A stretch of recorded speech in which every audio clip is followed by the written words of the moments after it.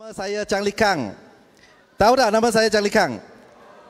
Ini negeri saya, so saya tak buat lawak bodoh lah. Tak payah buat lawak untuk orang ingat nama saya. Saudara-saudari sekalian, hari ini sangat berbesar hati dapat bersama dengan rakan-rakan sekalian. Nama saya Chang Lee Kang. Saya adalah orang Perak berasal dari Ipoh.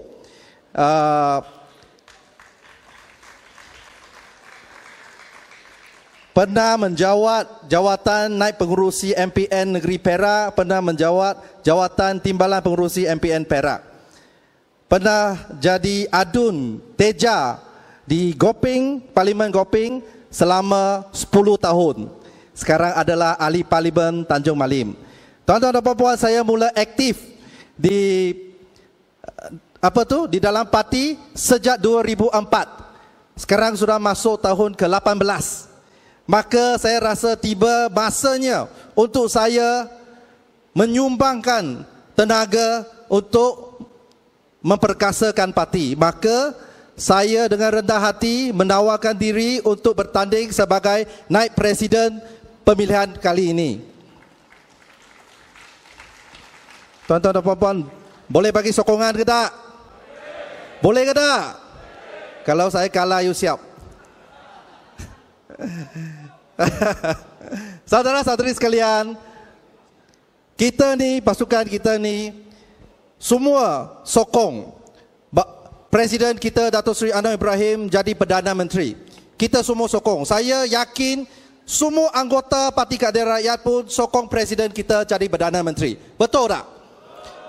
Isu dia bagaimana? Kalau kita nak Presiden kita jadi Perdana Menteri, kita kena menang pilihan raya. Betul tak? Bagaimana kita nak menang pilihan raya?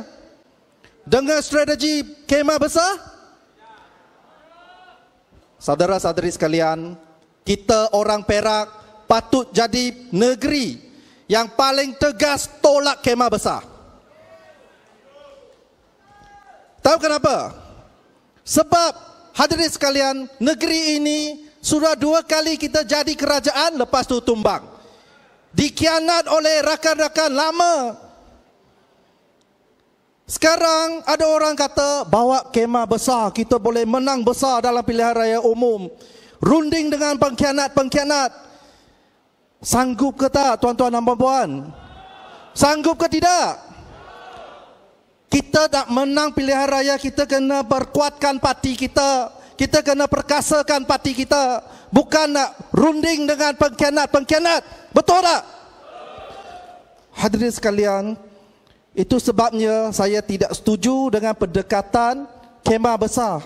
Untuk apa daunnya lebat kalau buahnya dimakan ngengat? Untuk apa mengaku sahabat kalau engkau sanggup berkhianat? Kalau engkau sanggup berkhianat, buat apa sekarang kita nak runding dengan engkau? Itu sebabnya hadirin sekalian, parti kita sekarang sedang menghadapi sedikit masalah. Kita sudah kalah banyak pilihan raya negeri. Itu sebabnya ada kawan-kawan kita, ada yang di kalangan parti, pemimpin parti kita, ingat, kalau kita nak menang, kita nak jadikan presiden kita Perdana Menteri, dia nak ambil pendekatan kemah besar. Tetapi pasukan ini, saudara-saudari sekalian, kita tolak pendekatan kemah besar. Sebab apa kita tolak? Sebab kita kalah pilihan raya negeri sudah 4 kali berturut-turut. Kita dapat menyaksikan sendiri bagaimana rakyat menilai kita. Bagaimana rakyat menilai parti kita. 1 kali kalah tak apa, 2 kali kalah kita sudah risau sikit. 3 kali kalah, 4 kali kalah dah. Sekarang semua kita sudah cemas. Dulu 2004, saya masih ingat saya berkempen di Parlimen di Parlimen Gopeng. Kalah teruk, majoriti 14,000. Masa itu kita tak cemas. Sebab apa kita tak cemas? Masa itu orang masih menaruh harapan, masih menaruh keyakinan pada parti kita, walaupun kita belum menang. Sebab parti kita masa itu masih membawa suara rakyat.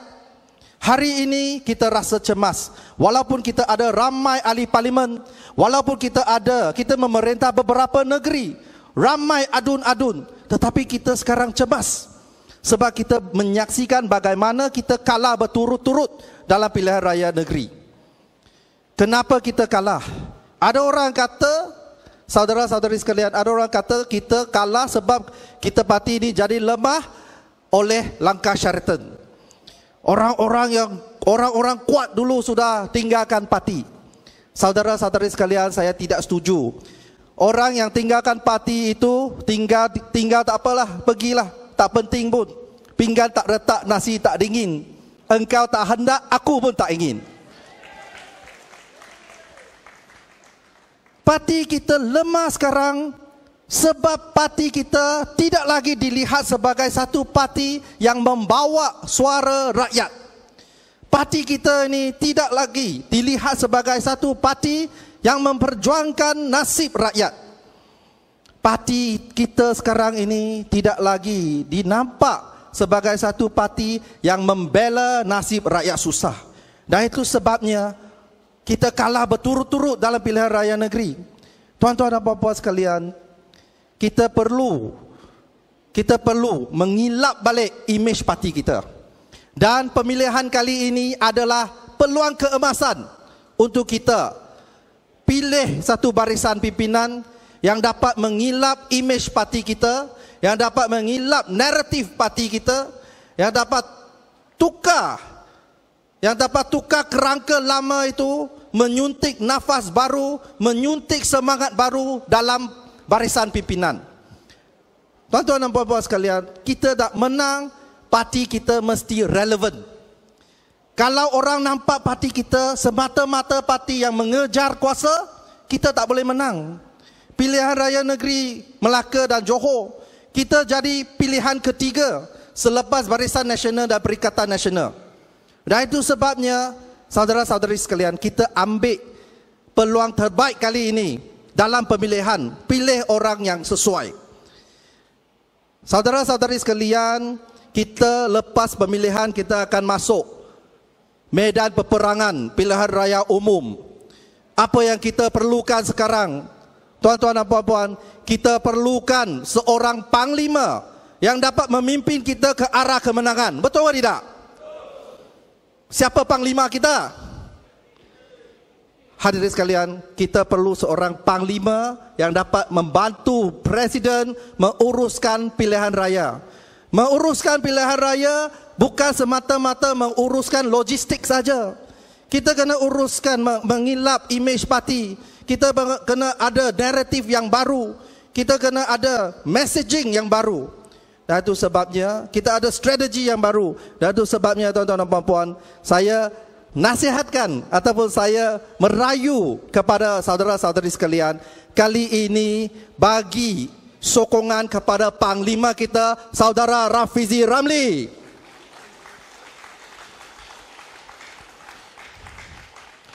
Tuan-tuan dan puan-puan, saya sebut ini bukan sebab saya nak bodek dia. Bodek dia buat apa? Bukan ada duit pun. Tapi saudara-saudari sekalian, saya sebut ini sebab beliau ada track record. Beliau terbukti dapat memimpin kita ke arah kemenangan. Saya masih ingat sebelum pilihan raya umum 2018, saya masa itu saya selesa di Dun Deja. Saya sudah 2 kali jadi adun lah. Saya ingat saya nak jadi exco lah. Tapi tiba-tiba Mas Rafizi mari jumpa saya, suruh, Likang, you pergi Tanjung Malim.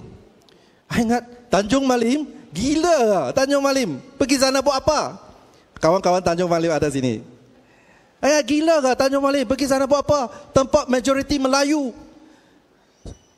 Banyak feuda. Tahu tak tuan-tuan?